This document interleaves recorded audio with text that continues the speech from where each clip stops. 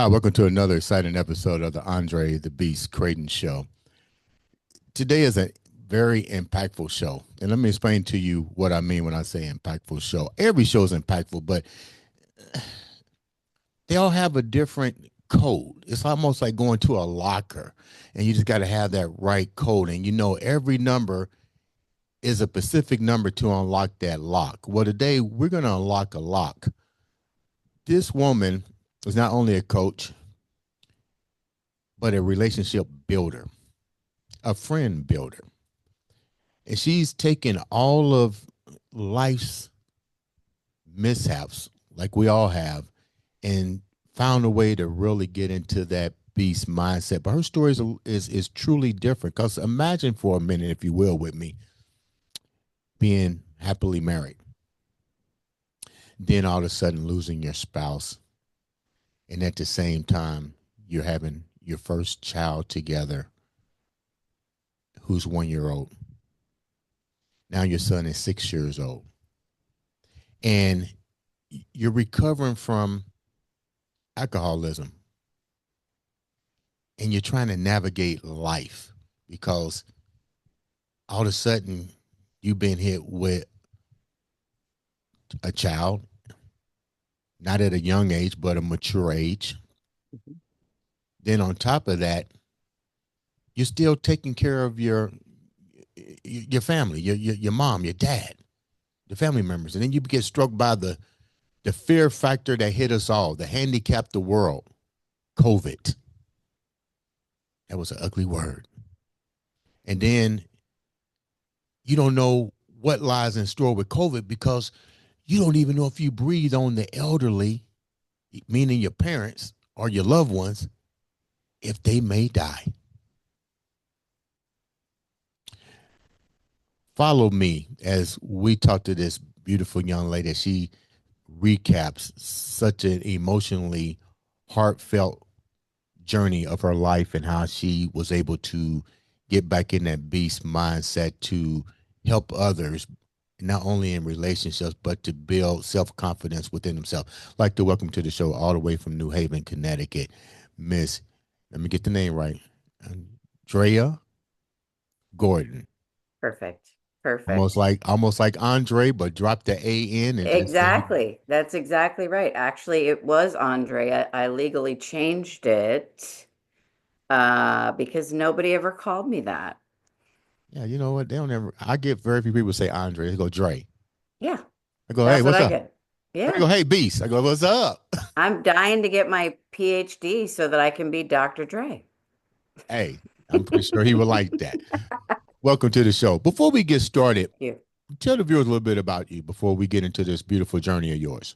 Thank you so much for having me. First of all, it's an honor and a privilege to be with you today. And what a lovely introduction you had. I will tell you before I get into it, I want to clear up one thing, What's and that? that is that my marriage wasn't always happily Okay. married, but it was a lot. It was complicated, and that's what I believe about relationships, that they're complicated and that most of us don't really know how to have them. Hmm. So I come from a family of famous people in the mental health industry. My grandfather was the head of the American Psychiatric Association. The DSM-4 TR is dedicated to him. My father was a neurosurgeon. There were lots of um, other psychiatrists and psychoanalysts in the field. Nobody was talking. Nobody was talking about feelings. Nobody was talking about relationships. Hmm. So I'm the annoying family member that was, hey, wait, what? This is stuff is happening. We need to talk about this. We need to deal with this. We need to, resolve this. So I believe that a lot of people come from families where there's a lot of untreated trauma and people did not learn how to have relationships. So I have made it my life's mission, um, not only to teach people in the world, but I have a little kid. I have a little boy who's watching me have relationships since his father died with other people, but also with friendships, again, relationships with work, with all kinds of things. You know, I love my work. Not a lot of people love their work. You can say that again. Yeah. Yeah, his dad hated his job. So, you know, it was like this misery kind of coming into the house a lot. Um, and but he gets to see a mom who is in it. I am in it. I show up every single day for whatever it is that I'm doing in the same exact way. You know, I show up for my friends, for my family, for my child. I get just as angry, you know, as I can be loving. I just whole self in it. And most of my work is relationships because I think that's what we're doing here. You know, you mentioned a family tree of experts in this field, but the funny part about it is it took your generation and your experience to recognize one of the key components in all of this is actually the ability to talk and love. Well, really to talk, to share feelings. And I can resonate with you in the trauma that it does have on individuals. I would use myself as an example. When my mom passed away, well, when she was murdered, that was traumatizing because Oh I my didn't know God. what murder was at that age. But to go into an environment in the South with my grandmother who came from her family came from slave lineage, legacy. Um, Emotions were not displayed. Even Right. on my father's side, it was not displayed. I remember myself growing up, and literally, this is no lie. I would tell you because your family talked about this. You came from the family tree of dealing with the mind. I literally remembered hitting myself to cause an emotional reaction of a tear Wow. I've because heard a lot and I have never heard that. yeah, because of my mom passed and I didn't even cry at the funeral because I was totally paralyzed that my mom, my best friend, my confidant, even at a young age, that I knew was going to display love is not going to happen anymore. Oh God. So I went into I can relate to what you were saying on how important that particular topic is here in this podcast. So with that being said, what was some of the contributing factors that you and your husband had? Like, what was his childhood like? What was yours like? Because definitely we don't talk about that stuff, but you had the ability to at least talk about that. Were I'll there talk ever about whatever you want. was there Yeah. ever a disconnect between the two? Did you try to help him understand your viewpoint? How did all this What even come I about? love this. I love this. First of all, thank you for telling me your story, and I don't know how you get through that. I mean, you know, men are I mean, they're beaten up and told they're, you know, wimps and all kinds of horrible other names for having feelings, you know. So when you actually have to have them, I can't even imagine as a young child, you know. I mean, I try to teach my child, but your question about my husband and I, whenever I talk about our relationship, I talk about it as though two little children met Hmm. because that's what I think happens, right? We are the generation that changed the game by going to therapy and treating the trauma, because it really wasn't available for a while, or there was stigma, or people just didn't do it. So two people met each other. My husband is from Louisiana, New Orleans, and he was beaten severely. He was neglected. He was abused, physically and emotionally. There was alcoholism. Um, and before anybody tries to tell me different, I know these are facts from family members who have told me. And I knew this when I met him. I knew that he had symptoms of PTSD. I didn't realize he had what's called CPTSD, which is complex PTSD. He actually took the abuse for his three younger siblings. Um, and he grew up to believe that the world was an unsafe place. Now, he meets me, who loves the world, who has enough love to give anybody that comes her way, Mhm. a piece of her heart. And, and although I did grow up around untreated trauma, I had a completely different mother. I had a mother who was the mother of all mothers. And I wish that you knew her because we need a little Mim. That's what she's called, Mim. Mhm. And so I had this loving, wonderful, hippie mom who loved being pregnant, who loved everything was easy and free flowing and all this stuff. My dad was in medical school. I never saw the guy. So I didn't know how to have relationships with men. I didn't know how to have relationships with very well respected, highly revered, famous in the world of mental health um, men. I learned. I had to learn. So I was groomed to deal with a certain level of narcissism. Narcissism is thrown around a lot. My husband had traits of it because of his mother, who Mhm. had a severe personality disorder. And um, we met, and it was the perfect storm of, you know, childhood unresolved stuff that we were looking to resolve. And it was emotional, and it felt that thing. It felt like something bigger than us Mhm. was happening. Um, so Did you that's try to our did not story. to cut you off? Did you? Mm. I hear this a lot with relationships. We see the flags. We may not recognize it, but our senses tells us something. Did you find yourself thinking, based on your family's tree, that you can help change him? I thought I could love him just the way that he was. I thought that unconditionally loving him and knowing these things about him would be enough Mm-hmm. until I realized one night between 2 and 3 a.m. after he had a triggering event. I did something that reminded him of his mother yet again, and he kind of lost his mind a little bit.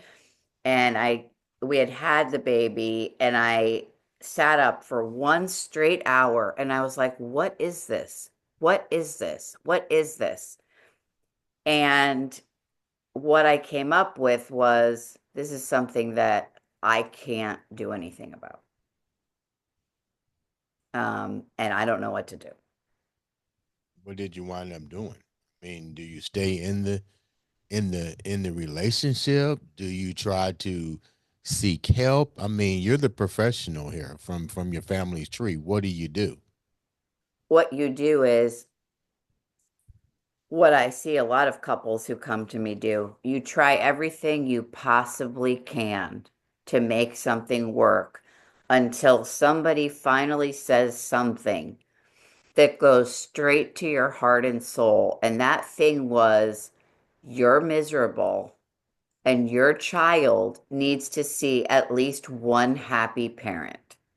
Hold that, And hold that thought. that was it. Say that again, because I've said that so many times. Say that one more time so they can hear you.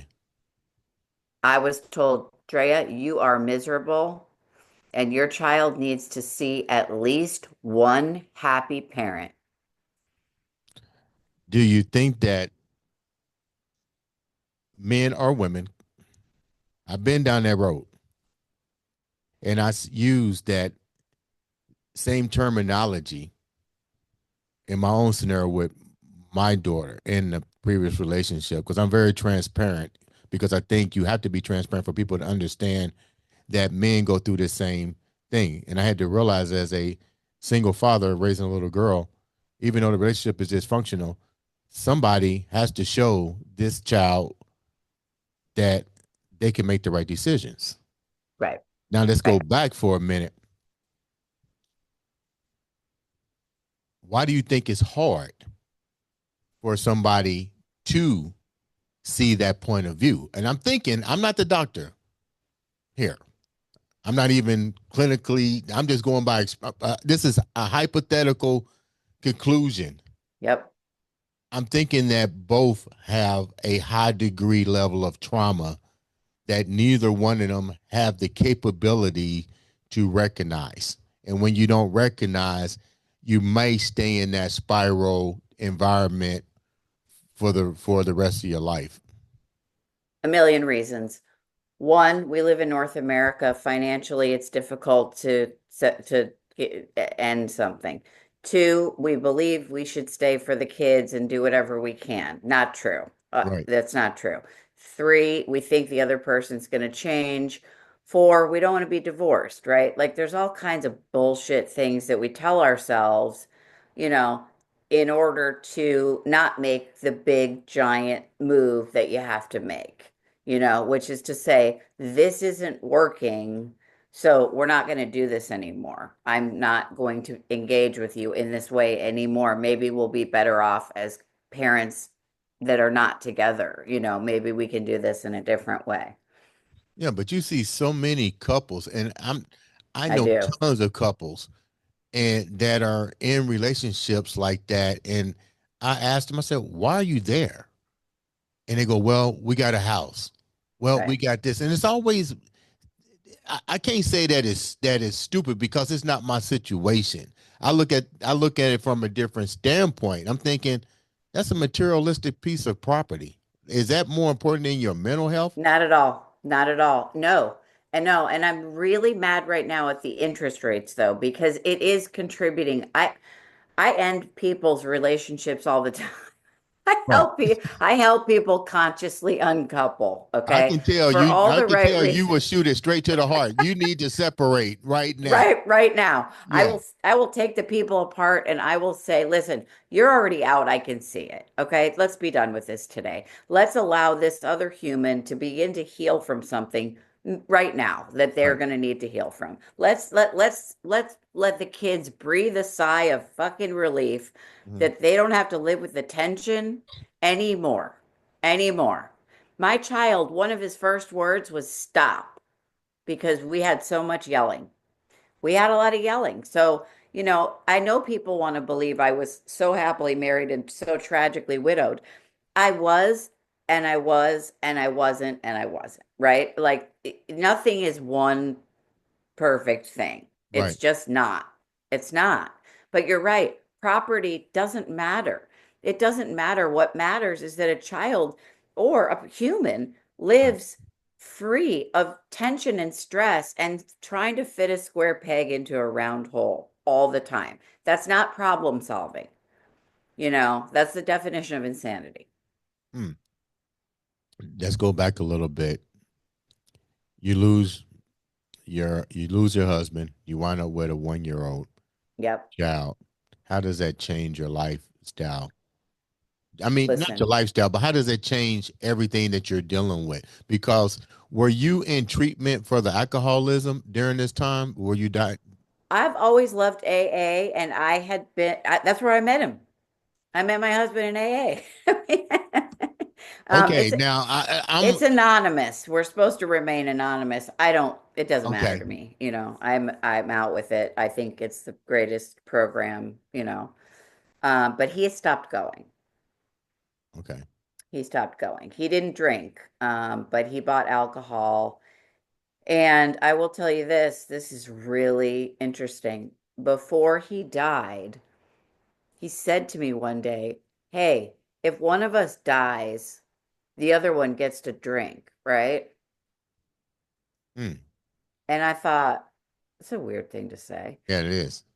The day after he died, I had a million people offering to do stuff for me, right? Everybody before COVID, you could Right. see people. And I said, I need to get to a meeting.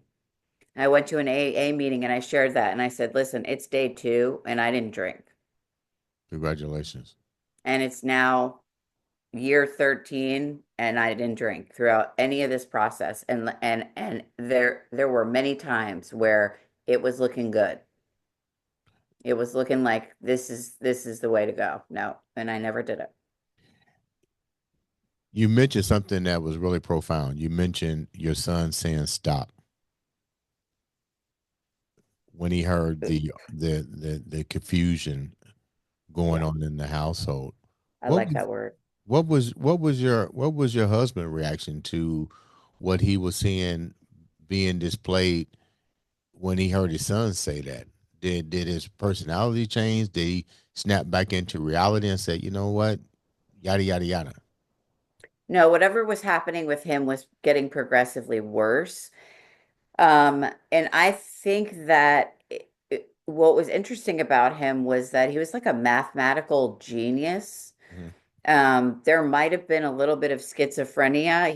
He was such a high level genius in some ways, and then so socially kind of uncomfortable. And but he said he saw people in patterns, and he believed that something was coming for the world. There was this weird paranoia. So he didn't recognize it when our son would say stop.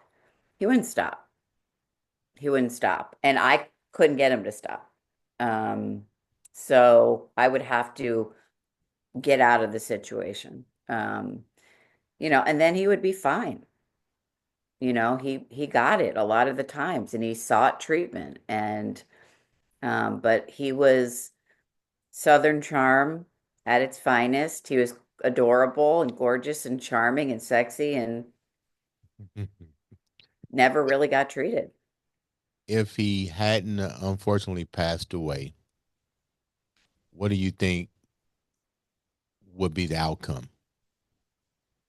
I think the No, this is a outcome, hypothetical question because we no, no, can it's okay. see. I think the outcome would have been another divorce for him. I've only been married once to him. He was the one I was married to. He was married before Mhm. and had a son. And it what I didn't know, you said, you mentioned earlier, we kind of ignore the red flags. I Right. Not only did I ignore them, I altered them somehow in my brain. I had, remembered some of these things um, from his previous marriage that had occurred, but I sort of just thought, oh, well, that's what happened with them. That's never going to happen with me. But it was sort of the same thing. When you have untreated complex trauma, it will be the same thing over and over and over and over and over. And I see it all the time. It's so overwhelming. And I will tell you one beautiful story that you're going to love. Do we have time? We got time. Go right ahead. So, my sponsor in AA told me years after he died that before he died, she ran into him at a meeting one day. And she had just watched, I think it was Cold Mountain. This movie with Nicole. I think Jude Law is in it. And anyway, she said to him, "Hey, I just watched Cold Mountain. You look like Jude Law." And he said, "Yeah, I get that a lot." And she said, "It's really sad what happened. He died." And in the movie, and he said, "No, it's not, because the demons were never going to stop in his brain, and he left the love of his life with the one thing that she always wanted, a child." Holy shit. Hmm. Yeah, yeah. There was something weird about him, something interesting, fascinating, crazy, and that's kind of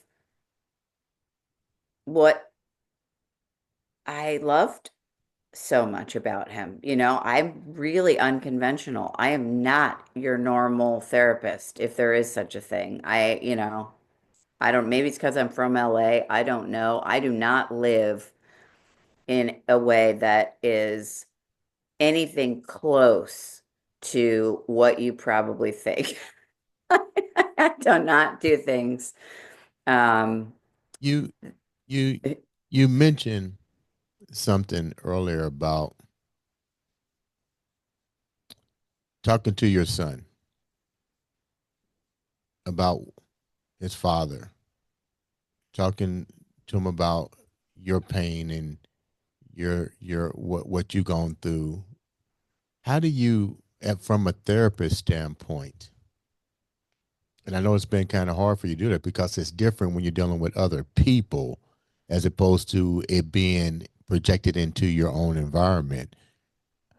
How do you talk to him about everything that he witnessed at a young age? And a lot of times, like that you hear from people, they go, "It was a blur," or "I remember," or then it takes a trigger, like you said, it happened with your husband. So, how do you prevent this trauma cursing or this trauma uh, um, being passed on to teach him that yeah, you're going to have these things, but yet and still, this is how to get back to the happy zone. How do you do that with your son now? He's who's now 6.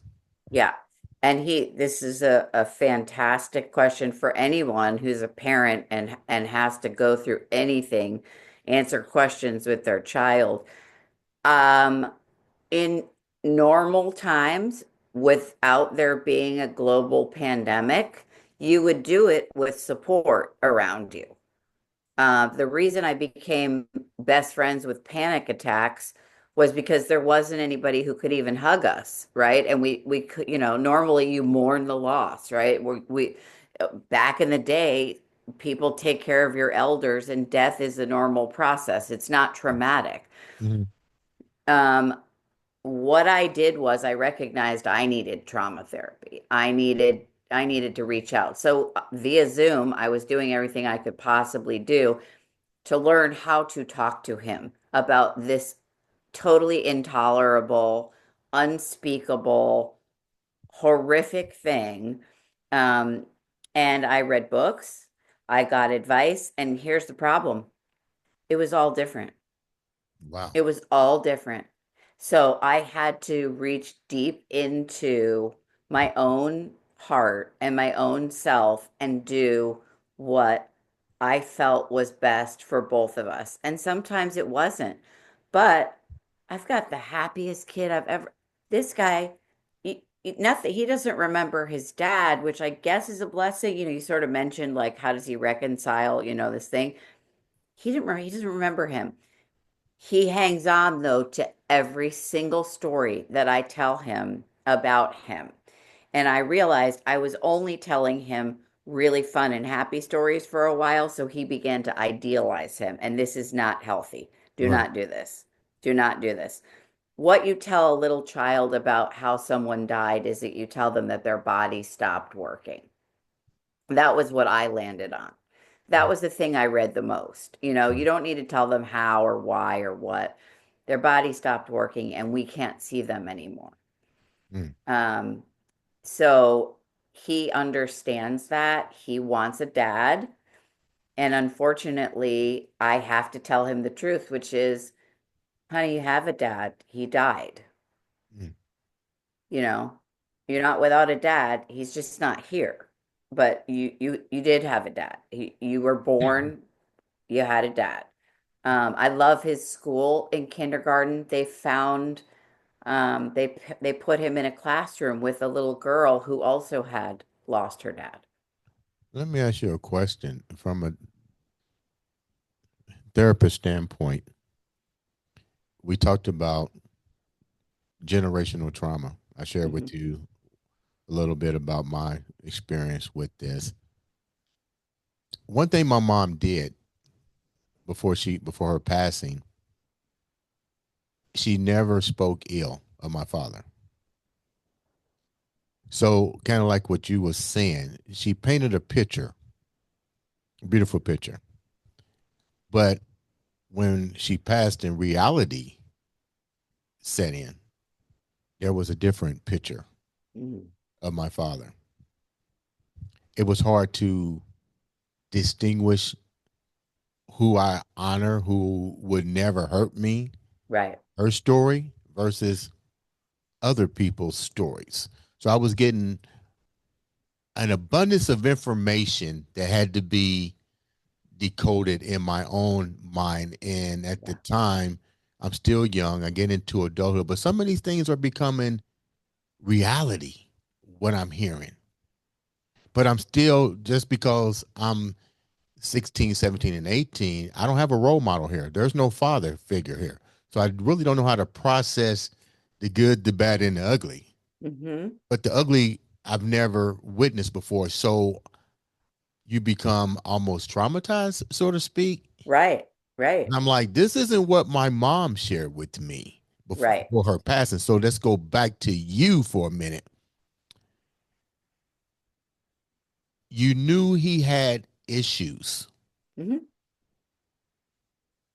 Do you share, or let me rephrase that, how do you share the mental illness that the father was having, or any parent, to a child? Because you can't bed a child with bed of roses. I mean, people should No. pretty much see it. That's why we got ancestry.com. That's why we got DNA, because people are Right. now recognizing. I think I need is this is what I told somebody that's a relationship counselor. Let me do a DNA check on you. Forget your credit score. Let me know your heritage. Like what do you got in you? Because that's Yeah, more important than your credit score. You know what I mean? it So is. so how do you do that? What's your recommendation? And how did you do this with your own son, even though You're he's so 6 years funny. old? You're so funny. Well, you don't do it all at once. That's for sure. Right. But I'm as real as I can be with my son, and to a fault. I mean, I think people would probably say, wow, you really tell him stuff. But I don't tell him everything, and I don't tell him everything all at once, but because what you said was really important. You at a certain point, it was very burdensome to have to reconcile reality with what you were told. And I'm sure you were told what you were told in order to protect you, Right. right, from Right. something. But now we know, no, and I don't want to throw my kid into a pool without knowing how to swim. But unfortunately, that's how the world is now. There isn't a lot of protection, and I give him the tools that he needs to deal with his feelings. That's what I do. So the other night, he's crying. He's crying, he's crying, he's crying, he's crying. Somebody very close to us is going to college.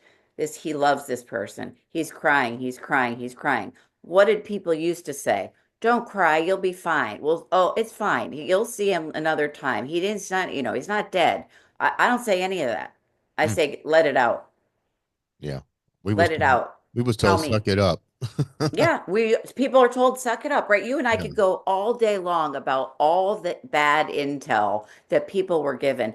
What I do is I teach my son to cope with feelings because that's what's coming at him, right? All day long. We're just walking around having experiences and then having feelings. The problem is our brains are so evolved that we have thoughts about our feelings, and then we have feelings about that and thoughts. So you start with I'm in pain, and then you talk yourself out of it, or somebody else who can't tolerate their own emotions talks you out of it. Oh, you don't need to feel that sad. It's okay. Don't worry about it because this is let's just do this. So I had to ask my family, please let him have his feelings. Right. Don't buy him a toy. Don't tell him it's going to get better. Just let him cry if he needs to. Do you think, because that way of thinking, of suppressing emotions at such a young age, I'm just hypothetically thinking here, but do you think that has to also do with why we don't have a lot of critical thinkers, uh, now that more people are now think from a fear-based factor, because they were forced to suppress their feelings, so therefore their creativity side of logic and reasons become almost sabotaged? So well put. You are so spot on. In short, I think if you if you live with untreated trauma, you're in survival mode. Right. So you're just barely making it through the day. So yeah, everything is thwarted. Everything is stifled. You're not able to do any of that, and that's not okay. Because again, life is, I don't know that I like this quote, something about life isn't short. The days are, like life is life can be very long, Mhm. but so we have to really be careful of how we live it, Mhm. um, but we don't know how long we're going to be here. So, we want to be as healthy as possible so that we can bring that out to the world that might need it, that might need it. Imagine looking at a piece of art and feeling something. You had Right. to punch yourself in the face to feel something. Yeah. People listen to music to feel. They have conversations, they have physical touch to feel. These are healthy things, but growing up, you are right. If those things were beaten out of us, if we're not allowed to feel, if we're suppressing stuff, no, we can't tap into much. It's Very funny. well put. Yeah, it's funny. Yeah, I remember. It's funny. I can remember that moment like it was yesterday. I remember where I was at, and it's funny because when I go back home to Georgia, I literally go to that same spot where I hit myself repetitively. I literally go to that same spot, that same location, and ask myself the same question. But I was fortunate to some degree. I do believe you can change the trajectory. And I don't know how I did it, but I was able to do that and was able to understand emotions and understand feelings. I guess by I did a lot of meditation. I didn't realize it was meditation at the time. I would literally go off. Cool. I would literally go out. My grandmother would. I would. She made the best biscuits. I'm a biscuit fanatic. She would Ah, make biscuits and cane syrup, and I would go to the sand dunes in Georgia. We had sand dunes, and I would go to the sand dunes, and I would literally get there early when it was still dark, build a fire, and I needed that alone time. It was like that was my moment to escape. Let's call it what it is: reality, pain, and kind of re-project everything that I was about to go through. And the thing I realized at that time, I really had nobody that I can depend on. And that became such a fear factor for me. And I was like, who do I have to depend on? You know what I mean? I mean, my sisters are my sisters. They can't do nothing for me. It was like, yeah, you got a father, but now what your mom told you and what you see reality, mm-hmm. it ain't happening. So now you getting ready to be boy to man. Scary. It was a scary factor for me. I mean, this is a true story. I almost was going to jump on a train to nowhere because I was like, what I got to lose? What do I have to lose? I sailed the train tracks. I was like, okay, it's open. Let's just get in the box and just see where life takes you. But with that said, let's go back to relationship wise. Let's go back to relationships. And maybe you could tell me if I'm right or wrong. I think the reason that relationships have a difficult time evolving is from the childhood trauma of the word that you started this show out with. And I'm going to use this word, I'm going to amplify it, communication. Because if we wasn't communicating as a child, if our parents wasn't communicating with us as a child, our communication skills never evolve. They evolve through trial and error. If you're Right. not giving that word love, that word support, that word foundation, and so forth, what's your take on that? I love it. I love it, and it breaks my heart because people come to me all the time about communication, and I often have to interpret for them. And I will say, uh, what you call anger issues is someone with a secondary level of an emotional experience, which is anger, masking something painful. They don't know how to tell you that. So this is how they're communicating it. Is that So called childhood behavior trauma? sometimes, yeah, a lot of times, I mean, look, I just thought it was men at a certain point, right? I'd seen like dad have get pissed off about the remote control enough times to just think like, oh, men are just pissed off all the time. Well, Yeah. I defend men all day long, and I say, do you know what they've had to go through? I've done it to my own kid. I've said to him, cry your little heart out, like I said, and then I'll say, you're not crying about the Nintendo Switch, right? We don't cry about that. Well, that's confusing. Then what? He's having feelings about it, Yeah, you what do I know? cry about? If I can't, if this is, yeah, what do Yeah, I cry about? I can't cry over this, and it's having you some type can't. of effect on me. So now we Yeah, putting limitations on what we can have an emotion about. Well, that's every exactly part of right. life is an emotion. So I, as a mother of a boy, take it as the ultimate honor and privilege, and I take it very seriously. I used to try and be both mother and father. That was a mistake. I'm just me, but I know that I am giving him the vocabulary that he needs to describe an experience. When he's trying to tell me about something, I will give him the language for it. I don't put words in his mouth before he starts to tell me. And he'll say shit that you can't even imagine. He told me the other day, he said, I'm really sorry, mommy. I wasn't angry at you. I was frustrated because this strategy that I was trying to use to win at Galaga wasn't working. And Mm, it sounded like I was being rude to you. And I mean, I almost started crying right there because that's me. yeah, That's how I feel. If my strategy isn't working and I'm working as hard as I can, I want to have a tantrum. I want to be mad at somebody. And so I think giving the next generation, all the newer generation, giving them the language to actually say how they feel and not shame them for it right. will give them the capacity to also ask for what they need in a relationship. Let's go That's back. the other thing that people can't do.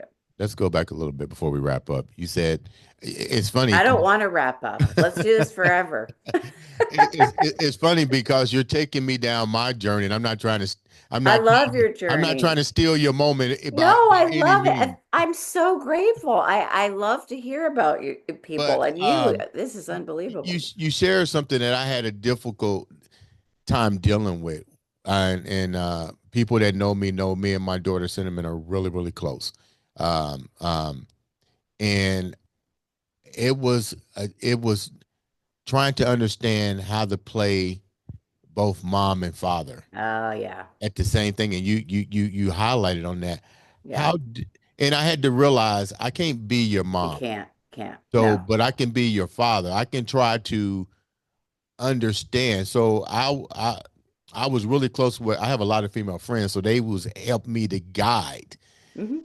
this. And but my question to you is, what advice do you give a father, single father, who's raising either boy or girl, and reverse a mom that's doing the same thing? How do you connect those two, and should you stay in that particular lane? And then how do you bring a female presence into a situation and a male presence into a thing when you're dealing with children? My answer is going to be not what you think. My answer is don't overcompensate Okay. because if you try too hard, um, it's projecting. You're projecting a need onto the child. If you allow the child to let you know what they need, it will be easier. So, he's in scouts. He's got all these guys around him.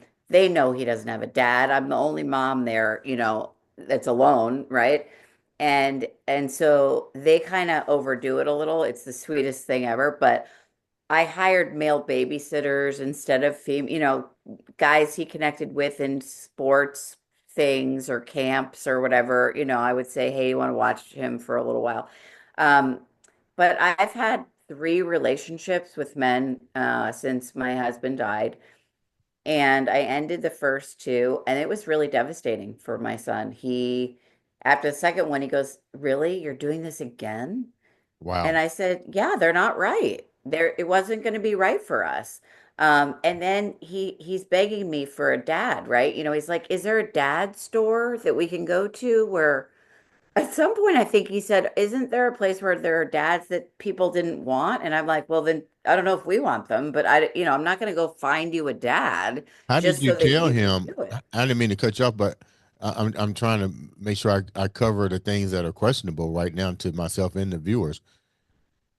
How do you tell if he's disappointed? How do you tell him that he wasn't right so he can understand this is how you develop a relationship? This wasn't good for your mom, so Right. not going to be good for you. How did you do that with your son? Well, as he got older, I started to explain a little bit more. So age appropriate, right? Right. Okay. The first guy, he really connected with. The second one, he didn't connect with as much. But again, I don't think it mattered to him. He just wanted a dad. Now it matters who the person is because I have explained as much as I can that's developmentally appropriate to an almost 7-year-old, right? His name is Diesel. Diesel, we have to be able to get along. If you see me now with the person that I am with now, he sees the happiest version of me because I just laugh. I feel loved. I feel accepted. I feel acceptance. I feel, like free, just free to be myself. And he knows the difference because he can also feel it now. Hmm. It was harder to explain when he was younger. It was harder to explain, but don't overcompensate is my advice. Because I remember a therapist telling me, I kept saying, he's suffering, he's going to suffer, he's suffering. And finally she said, Drea, stop. Diesel's not suffering. He is okay because you're going to be okay. If you keep saying he's suffering, he will. Mm. And that changed my life because I assumed, oh, he's going to suffer. No, we're all suffering. I Right. have to give him the tools to deal with his feelings. We have to give our children healthy ways of having our feelings. We have to tolerate their feelings in a way that our parents didn't. Don't cry, it's fine. Stop crying now. I'll give you something to cry about. All of those things bad, not healthy, not healthy. We have to allow them to have their feelings no matter what the situation is, whether it's a relational loss, a parental loss, a friendship gone wrong, anything. It's all feelings.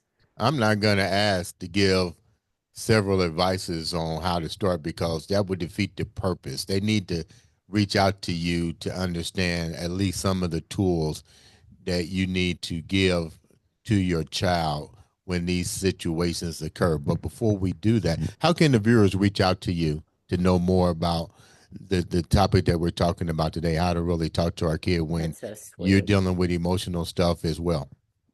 You can find me in a lot of different places, but I am on Psychology Today, Drea Gordon.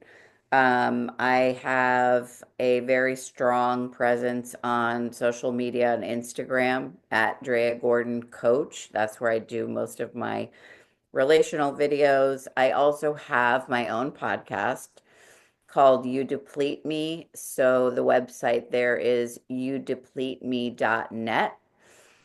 And I think those are the three main ways. Tell me a little bit about this podcast. That sounds interesting. You deplete me. I'm I interested. know. Sounds kind of sad. Yeah, Sounds like a what's your drain. podcast about? It's about the opposite.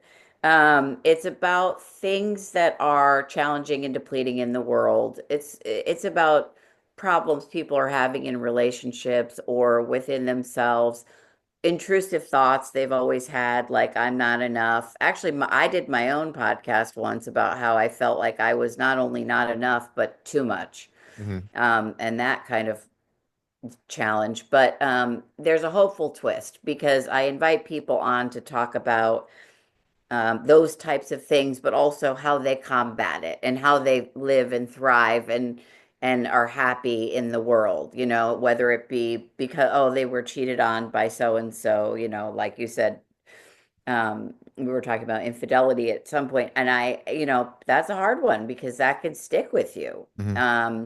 So we talk about how to move on from, how people have specifically moved on from and healed from, or begun to heal from something very depleting, Well, in the world. All different stuff too. let me say thank you so much for taking time out to come on the show and educate us, empower us, and let us know that clearly you have that beast mindset by overcoming. Sorry for the loss of your husband. Diesel seems like a great kid. He got a great role model with you there, playing both mother and father and mentor at the same time. Um, and more importantly, Thank you. congratulations, 13 years of sobriety. Thank you. 13 years. Want you to Thank come you. back and share more information with us on this show. Our platform is always open to you. With that said, ladies and gentlemen, this has been another exciting episode of the Andre the Beast Crayton Show.